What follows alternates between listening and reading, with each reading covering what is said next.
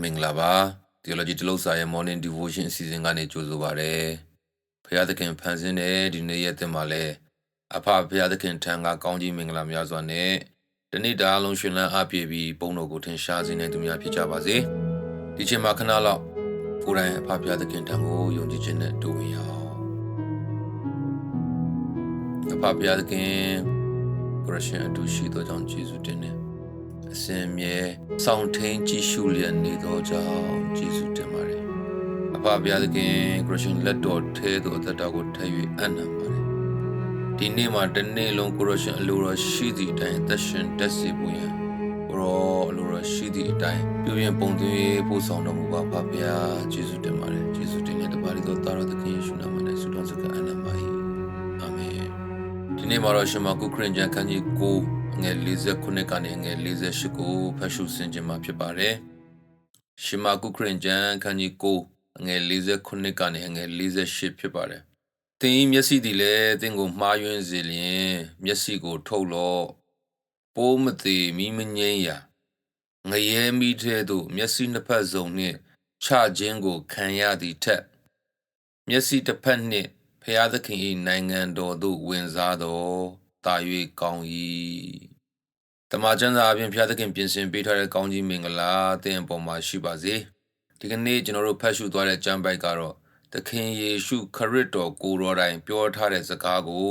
မှတ်တမ်းတင်ထားတာဖြစ်ပါတယ်အတိတ်ဘယ်ကလည်းရှင်းပါတယ်သင်ရဲ့မျက်စိကအသင်ကိုမှားယွင်းစေမယ်ဆိုရင်တဲ့အဲ့ဒီမျက်စိကိုကောက်ထုတ်ပစ်လိုက်ငရဲမီးတဲ့အချမခံရဖို့ဒီလောက်အထိယင်းဖို့လိုတယ်မျက်စိတစ်လုံးဖောက်ထုတ်လိုက်တာကငရဲမီးတဲ့ကြတာထက်အများကြီးသက်သာမယ်ဆိုတဲ့အဓိပ္ပာယ်ဖြစ်ပါတယ်ကျွန်တော်တို့ရဲ့မျက်စိကကျွန်တော်တို့ကိုမှားယွင်းစေမယ်ဆိုရင်ဖောက်ထုတ်ပစ်လိုက်ငရဲမီးတဲ့အချမခံရဖို့တော့အဲ့ဒီလောက်ထိယင်းရမယ်မျက်စိတစ်လုံးဖောက်ထုတ်လိုက်တာကငရဲမီးကြတာထက်အများကြီးသက်သာတယ်ဆိုတဲ့အဓိပ္ပာယ်ဖြစ်ပါတယ်ကျမ်းစာကိုကြည့်တဲ့အခါရှမာကုခရစ်ယာန်ခန်းကြီး9ငယ်43ကနေစကြည့်ရင်လက်ကမှားယွင်းစေရင်လက်ကိုဖြတ်လိုက်ခြေကမှားယွင်းစေရင်ခြေကိုဖြတ်ဆိုပြီးပြောထားတာကိုလည်းတွေ့ရပါတယ်ဒီအခါပထမဆုံးရှင်းရှင်းလင်းလင်းနားလည်မိတာတခုကတော့ငရဲမီးတဲ့အချမခံရဖို့စွန့်တင်တာအကုန်စွန့်ဖြတ်ထုတ်တင်တာအကုန်ဖြတ်ထုတ်လို့သခင်ယေရှုပြောနေတာပါမျက်လုံးတစ်လုံးထုတ်လိုက်ရလို့ငရဲမီးကလွတ်ရမယ်ဆိုရင်မျက်လုံးထုတ်လိုက်ရတာကအများကြီးသက်သာသေးတယ်ငရဲမီးရဲ့ဒုက္ခဆင်းရဲကအယံကြီးမားမယ်လို့အတိပေးနေတာဖြစ်ပါတယ်မျက်စိလို့ပြောတဲ့အခါမှာတန်ဖိုးဖြတ်လို့မရအောင်အသုံးဝင်တဲ့အရာတန်ဖိုးအကြီးကြီးထားတဲ့အရာဂယုတစိုက်ကာကွယ်စောင့်ရှောက်ထားရတဲ့အရာဆိုတဲ့အဓိပ္ပာယ်မျိုးလည်းရှိပါတယ်လူကိုခန္ဓာမှာမျက်စိရှိခြင်းအပြင်များစွာအသုံးဝင်ပါတယ်မြင်ရပါတယ်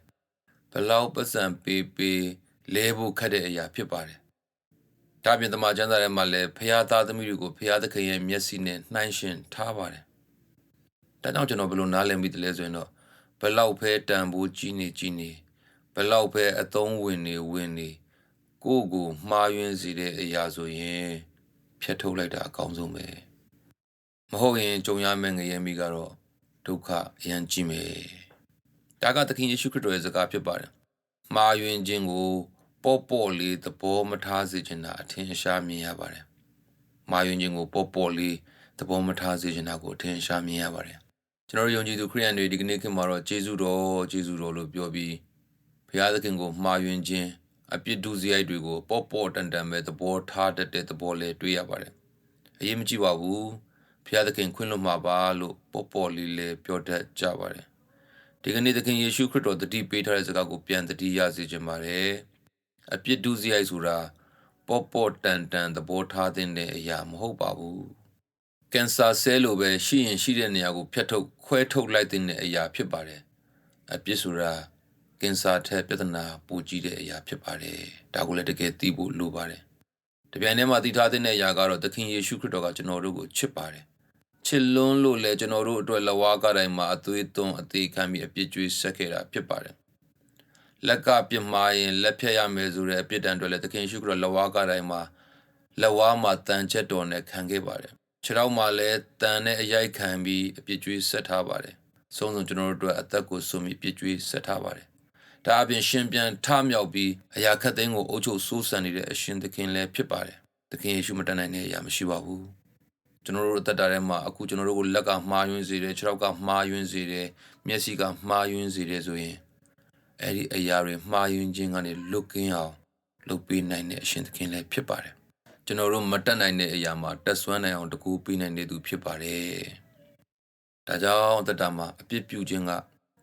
ဖြတ်ထုတ်ပစ်လိုက်တဲ့အထိအန္တရာယ်ကြီးတယ်ဆိုတာသိပြီးတကယ်ပဲအပြစ်ပြုတတ်ခြင်းကလွတ်မြောက်ခြင်းနဲ့ဆိုရင်အပြစ်ပြုတတ်တဲ့သင်ရဲ့မျက်စိကိုသခင်ပြလက်ထက်အပ်ပါအပြစ်ပြုတတ်တဲ့ကျွန်တော်တို့ရဲ့လက်တွေကိုသခင်ပြလက်ထက်အပ်ရမှာဖြစ်ပါတယ်အပြစ်ပြုတတ်တဲ့ကျွန်တော်တို့ရဲ့ခြေထောက်ကိုသခင်ပြလက်ထက်အပ်ရမှာဖြစ်ပါတယ်ကျွန်တော်တို့လက်ကျွန်တော်တို့ခြေထောက်တွေကျွန်တော်တို့မျက်စိတွေကျွန်တော်တို့မနိုင်တော့ဘူးကျွန်တော်တို့ကိုမှားယွင်းနေစေတယ်သခင်ဖျားထင်းချောင်းပြုပြင်ပါကျွန်တော်မှားယွင်းတော့သူမဖြစ်ချင်တော့ပါဘူးလို့သခင်ယေရှုခရစ်တော်ထံမှာအနံ့မဲ့ဆိုရင်သခင်ဖျားကချစ်ချင်းမေတ္တာနဲ့ကယ်တင်ခြင်းကိုပေးမယ်သူဖြစ်ပါတယ်အလိုတော်ကိုလိုက်တတ်တဲ့လက်အလိုတော်ကိုလိုက်တတ်တဲ့ခြေထောက်ဘုံတော်ကိုနှစ်သက်တဲ့မျက်စိဘုရားသခင်ပေးနိုင်ပါတယ်